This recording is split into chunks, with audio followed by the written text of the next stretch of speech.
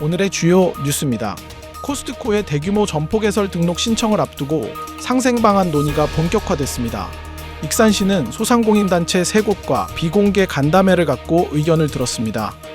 지역사회와 공존하고 소상공인들이 받아들 수 있는 상생 모델을 이끌어낼 수 있을지 주목됩니다.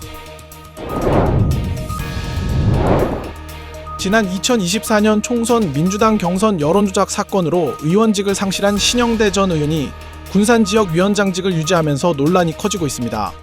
신영대 의원 측은 당원 당규상 문제가 없다는 입장입니다. 하지만 일부에서는 지방선거와 재선거의 공천 공정성과 도덕성에 문제가 있다고 반박하고 있습니다.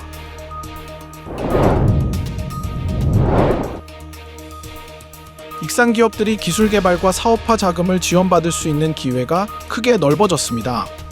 원광대에서 열린 전북 연구개발특구 사업설명회에서 지원 사업과 신청 절차가 안내됐습니다. 이에 따라 익산 연구개발특구 사업이 본격화됩니다. 여러분 안녕하십니까? 1월 27일 화요일 종합뉴스입니다. 코스트코의 대규모 점포 개설 등록 신청이 임박해지면서 상생 방안 논의가 본격화됐습니다. 오늘 익산시는 소상공인 단체 3곳의 의견을 듣기 위해 비공개 간담회를 가졌는데요. 지역사회와 공존하고 소상공인들이 받아들일 수 있는 상생 모델을 이끌어낼 수 있을지 주목됩니다. 익산시청 회의실. 익산시가 전북 익산 슈퍼마켓 사업 협동조합과 익산시 소상공인 연합회, 익산시 전통시장 상인연합회 등 3개 단체와 비공개 간담회를 가졌습니다. 코스코트 익산 입점 절차는 속도를 내고 있습니다. 지난해 9월 익산시와 코스트코가 상생협력 업무 협약을 맺은 데 이어 현재는 건축 허가 절차를 밟고 있습니다. 그 다음 단계가 대규모 점포 개설 등록 신청입니다. 건축 허가가 끝나야 이제 대규모 점포를 등록할 수 있거든요. 최대 관건으로 꼽히는 것이 지역 상생 방안입니다. 대규모 점포 등록 신청의 처리 기한은 30일. 사업 계획에 상생 방안 확정안이 담겨져야 하기 때문에 협의가 활발하게 이뤄질 전망입니다. 상황에 진척이 없으면 대규모 점포 등록 기한을 연장해 시간을 더 두고 논의를 할 수 있습니다. 제가 이제 신청하면 30일 이내에 등록을 하게 되어 있고 한 번 2대 30일 이상으로 해서 연장할 수가 더 있고요. 앞으로 익산시는 소상공인 단체들과 간담회를 시작한 만큼 추가 논의를 진행할 계획입니다. 코스트코가 내년 상반기 개점을 추진하고 있어 올 하반기에는 구체화된 상생 방안이 모습을 드러낼 것으로 예상됩니다. 지역 소상공인과의 동반 성장을 위한 협력 방안과 지역 경제 기여 확대 방안 등이 담길 것으로 보입니다. 저희들은 코스트코가 입점이 됐을 때 우리의 생존권을 지켜야 된다고는 그런 입장에서 코스트코의 대규모 점포 개설 등록 신청이 초읽기에 들어가면서 본격적으로 시작된 상생 방안 논의. 지역사회와 공존하고 소상공인들이 받아들 수 있는 상생 모델을 이끌어낼 수 있을지 주목됩니다. KCN 뉴스입니다. 익산 근로자의 평균 급여가 도내 평균에도 미치지 못해 인구 유출 요인으로 작용하고 있습니다. 조은정치 시민내시 국세청 자료를 분석한 결과 2024년 기준 익산 근로자의 평균 급여는 3,798만 원입니다. 이는 도내 근로자 평균 급여인 3,869만 원보다 낮아 익산 지역 사업장이 상대적으로 저임금 구조임을 보여주고 있습니다. 반면 전주는 4,237만 원, 군산은 4,046만 원, 완주는 4,004만 원입니다. 도의회가 반도체 산업의 지속가능한 성장과 국가 균형 발전을 내세우며 용인 반도체 클러스터의 새만금 등 전북 유치를 강력히 촉구하고 나섰습니다. 도의회는 오늘 임시회에서 강태창 의원 등 20명이 발의한 반도체 클러스터 새만금 등 전북 유치 결의안을 채택했습니다. 강태창 의원은 현재 용인 등 수도권에 과도하게 집중된 반도체 산업 구조가 전력과 용수 공급의 한계를 초래하고 있다고 지적했습니다. 그러면서 재난이나 공급 차질이 발생할 때 국가 경제 전체가 마비될 수 있는 단일 취약 지점의 위험성을 안고 있어 국가 차원의 전략적 분산 정책이 시급하다고 강조했습니다. 고향사랑 기부제 세액공제가 올해부터 확대됐습니다. 전북자치도에 따르면 10만 원 초과 20만 원 이하의 고향사랑 기부금은 기존에는 세액공제율이 16.5%였지만 올해부터 44%로 확대됐다고 밝혔습니다. 지난해 집계된 고향사랑 기부금은 도내 14개 시군에 걸쳐 115억 9천만 원입니다. 익산시 의원의 시정 질문 참여가 줄어들면서 익산시 행정에 대한 감시 견제 기능이 약화되고 있다는 지적입니다. 익산 참여연대가 분석한 제9대 익산시의회 시정질문 참여 의원은 평균 4.5명입니다. 이는 8대와 비교해 1.5명이 줄었습니다. 참여연대는 시정질문의 경우 행정의 문제를 공식 의제로 올리는 가장 직접적인 통로라며 시의원들은 시민의 대표자로서 적극적으로 참여해야 한다고 주문했습니다. 제9기 새만금위원회가 새롭게 출범했습니다. 김민석 국무총리는 오늘 2년간 활동하게 될 제9기 새만금위원회의 공동위원장으로 김홍국 하림지주 대표이사를 선정하는 등 민간위원 15명을 위촉했습니다. 제9기 위원회는 기업 유치와 정주 여건 개선, 지속 가능한 새만금 조성을 위해 투자 유치와 환경 해양 분야 위원을 각각 1명씩 확대했습니다.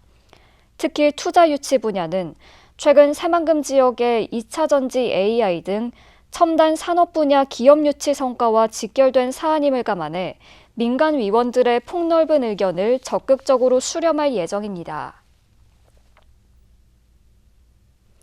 정당이나 후보자명으로 다음 달 3일부터는 현수막을 설치할 수 없습니다. 도 선관위에 따르면 지방선거 121일 전인 다음 달 3일부터 정당이나 후보자명으로 현수막을 설치하면 안 된다고 밝혔습니다. 또 표시물을 착용하거나 배부하는 행위, 후보자를 상징하는 마스코트 등도 사용할 수 없습니다. 현재 게시된 현수막은 다음 달 2일까지 철거해야 합니다. 민주당 경선 여론조작 사건으로 의원직을 상실한 신영대 전 의원이 군산지역 위원장직을 유지하면서 논란이 일고 있습니다. 오는 6월 지방선거와 재선거를 앞둔 상황에서 공천 공정성과 당의 도덕성을 두고 논쟁이 이어지고 있습니다.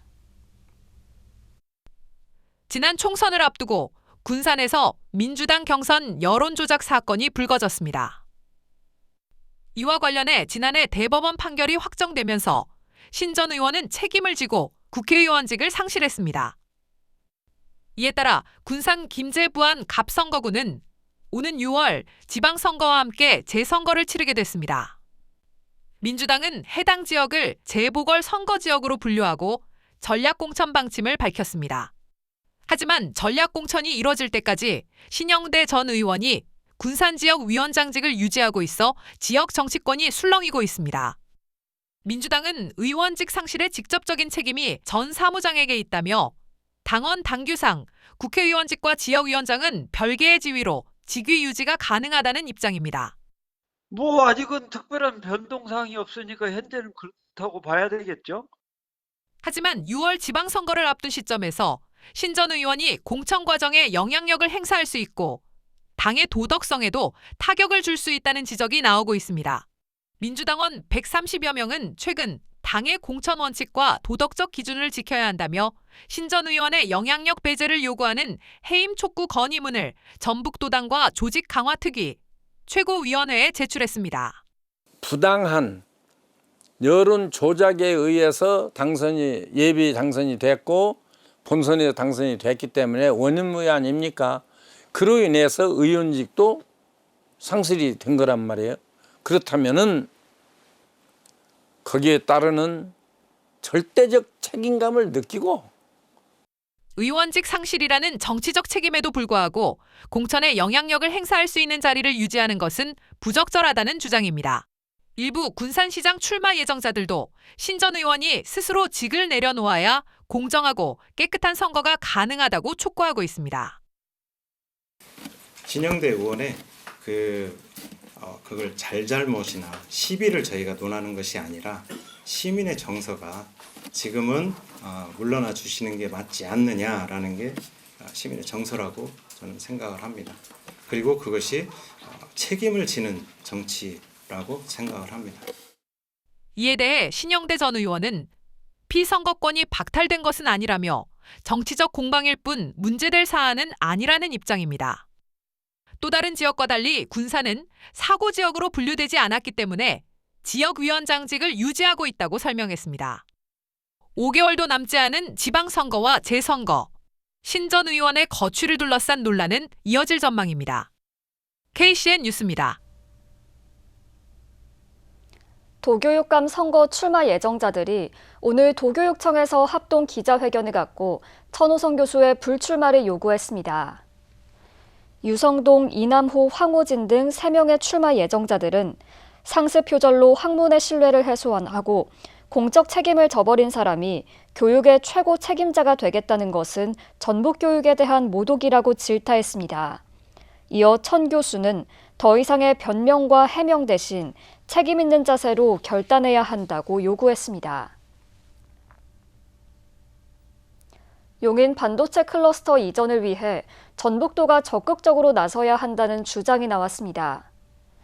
강대창 도의원은 어제 도의회 임시회 5분 자유 발언을 통해 최근 대통령이 반도체 클러스터와 관련해 전력과 용수 등 현실적인 한계를 들어 지방 이전의 필요성을 인정한 것은 시사하는 바가 크다고 밝혔습니다.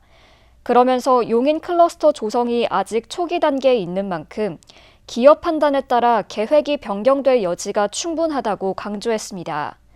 또 민간 기업의 수요를 면밀히 분석해 새만금이 선택받을 수 있는 실질적인 인센티브를 마련해야 한다고 강조했습니다. 박경철 전 익산시장이 국립산재병원을 유치하겠다고 공약했습니다. 박 전 시장은 오늘 익산시청 브리핑룸에서 기자회견을 갖고 국내 7번째 산재병원을 익산에 유치하겠다고 밝혔습니다. 아울러 백제왕도 유산 복합센터 건립과 세계 정상회의 익산 개최, 부송동 소강로 이전을 내걸었습니다. 박 전 시장은 무소속으로 선거에 나설 예정입니다. 군산시장 출마 예정자인 박정희 도의원이 은파 호수공원 국가정원화 사업을 추진하겠다고 약속했습니다. 박 의원은 오늘 보도자료를 통해 은파 호수공원과 주변의 무분별한 개발을 제도적으로 차단하고 보존 중심의 관리 체계를 구축하기 위해 이같이 추진하겠다고 밝혔습니다.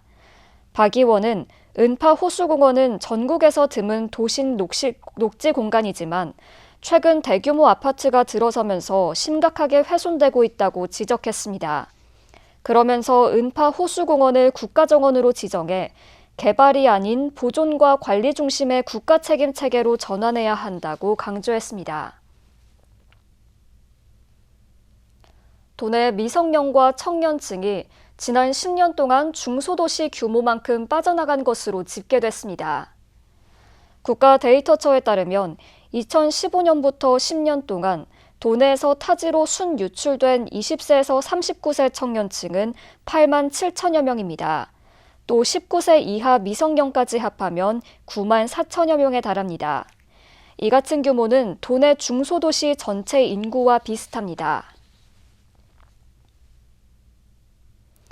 채만식의 대표작 탕류의 초판본이 국립한글박물관에 기증돼 학계와 문단의 주목을 받고 있습니다. 국립한글박물관은 지난해 한글문화유산 수집 과정에서 탕류 1939년 초판본을 확보했다고 밝혔습니다. 이 초판본은 그동안 세간의 유일본으로 알려져 온 자료로 지난해 신근 시인의 가족이 국립한글박물관에 기증했습니다. 판권지 면에는 작가의 것으로 보이는 만식 도장이 선명하게 찍혀 있어 소장 가치와 사료적 의미가 크다는 평가를 받고 있습니다. 익산이 전북 연구개발특구에 포함되면서 기업들이 지원받을 수 있는 기회가 넓어졌습니다. 오늘 원광대에서 열린 전북 연구개발특구 사업설명회에서는 지원 사업과 신청 절차가 안내됐습니다. 원광대 숭산기념관. 기업 관계자들이 연구개발특구 육성사업 설명회에서 지원사업 안내 1:1 상담을 받고 있습니다. 전주와 정읍, 완주로 지정됐던 전북 연구개발특구에 익산이 새롭게 포함돼 기업들의 지원사업 참여의 길이 열린 것입니다. 올해 전북 연구개발특구 지원 예산은 국비 158억 원. 기업들의 연구개발을 돕고 연구 성과가 실제 제품과 서비스로 이어질 수 있도록 지원됩니다. 또 공공기술을 기업에 이전해 기업들이 신산업과 고부가치가 높은 사업을 진행할 수 있도록 도울 예정입니다. 기존의 전북 연구개발특구가 이제 주로 대학이나 연구소 중심으로 이제 되어 있어서 어떤 사업화를 할 수 있는 기업의 기반이 좀 약한 측면이 있었는데 저희 익산이 이제 특구로 추가 지정이 되면서 이제 익산에는 좋은 기업들이 굉장히 많이 있기 때문에 전북 연구개발특구가 사업화로 할 수 있는 좀 더 새로운 전환점이 될 것으로 생각이 됩니다. 또 사업화 자금 지원과 글로벌 진출 프로그램, 규제 샌드박스 활용 방안 등이 안내됐고 기업별 상담도 이어졌습니다.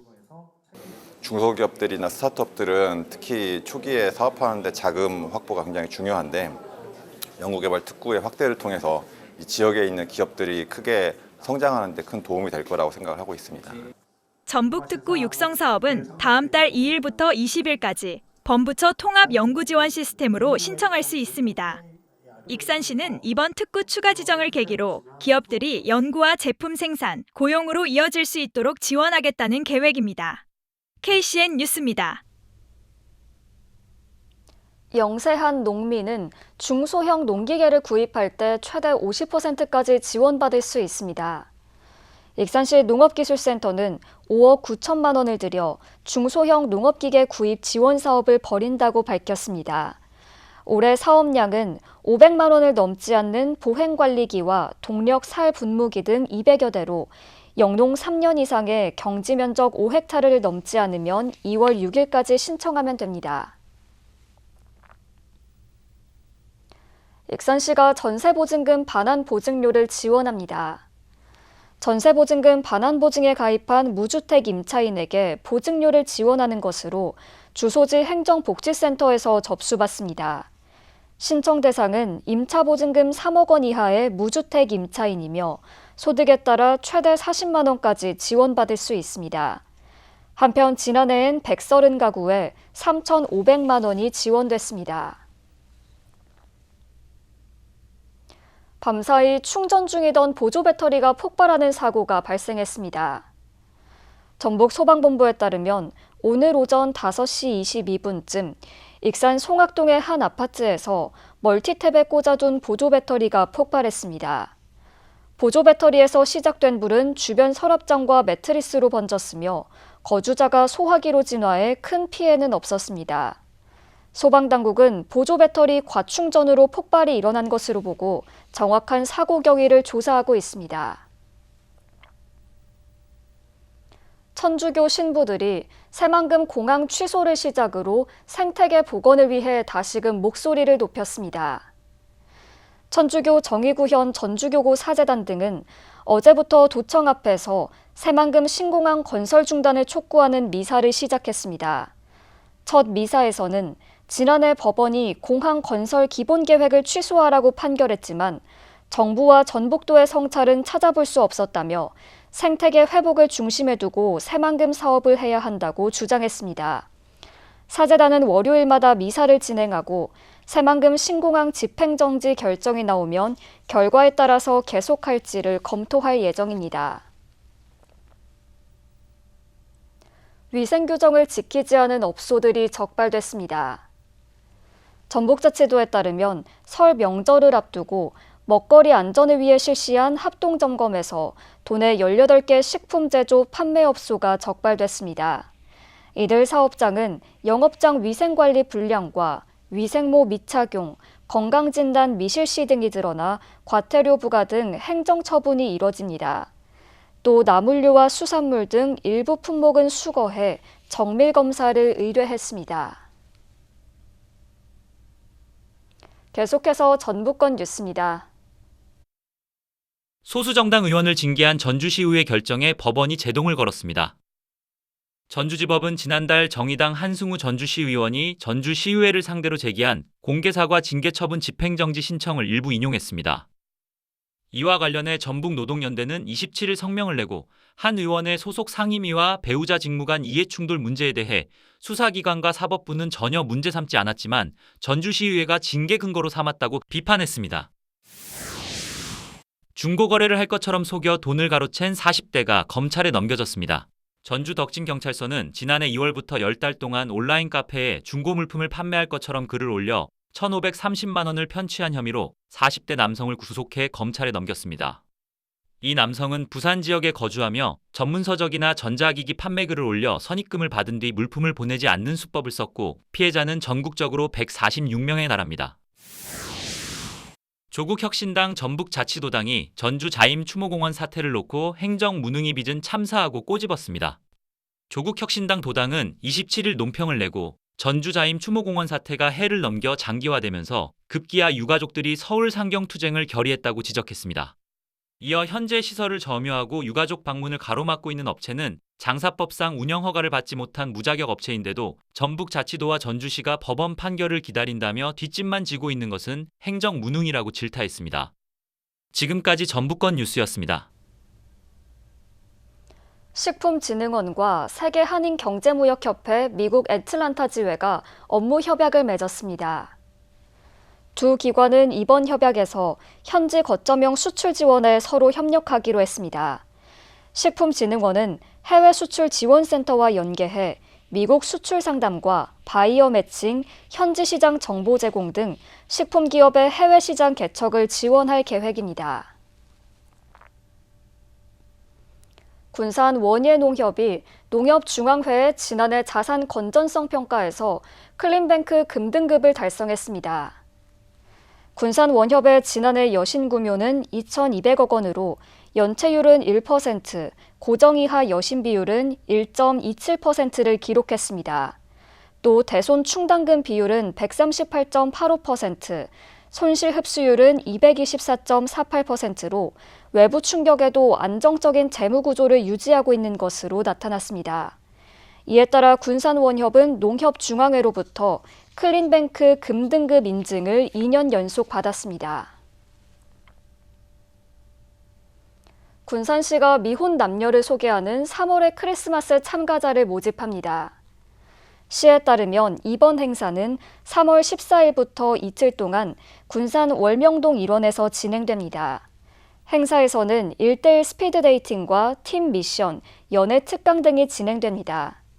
신청 대상은 군산에 거주하거나 군산에서 근무하는 27세부터 39세까지의 미혼 남녀로 남녀 각 15명씩 모두 30명을 모집합니다. 접수는 다음 달 4일까지며 자세한 내용은 군산시청 누리집이나 인구대응 담당관으로 문의하면 됩니다. 익산시청 펜싱팀 소속 최지영 선수가 미국 솔트레이크 시티에서 열린 국제 펜싱 연맹 사브르 월드컵 여자 단체전에서 은메달을 획득했습니다. 최 선수는 한국 여자 사브르 국가대표로 출전해 다른 선수 3명과 함께 단체전에 나섰습니다. 결승에서 프랑스에 36대 45로 패하며 값진 은메달을 목에 걸었습니다. 최 선수는 2023년 중국 청두에서 열린 하계 유니버시아드 대회에서도 은메달을 획득하는 등 국제 무대에서의 가능성을 인정받고 있습니다. 다음은 우리 동네 소식입니다.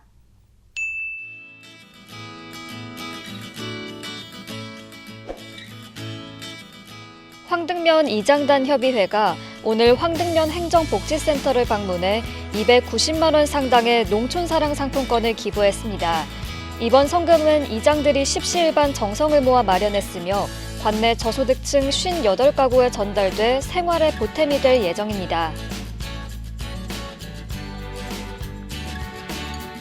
조촌동 주민자치위원회가 조촌동 행정복지센터의 신청사 개청을 기념해 백미 10kg 60포와 두유 30박스를 기탁했습니다.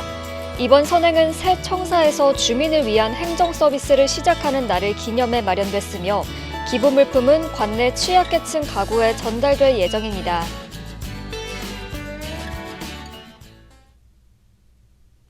이어서 내일의 날씨입니다.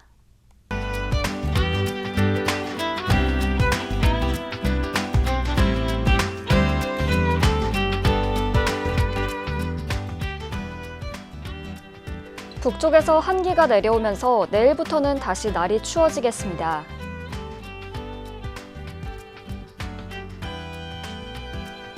전북의 아침 최저기온은 장수에서 영하 11도까지 떨어지고 한낮에는 대부분 지역이 2도에 그치겠습니다. 익산은 내일 아침 영하 8도까지 떨어지고 한낮에 1도를 보이겠습니다. 군산은 아침 기온 영하 8도로 시작하고 바다의 물결은 최고 2.5m로 다소 높게 일겠습니다. 날씨였습니다.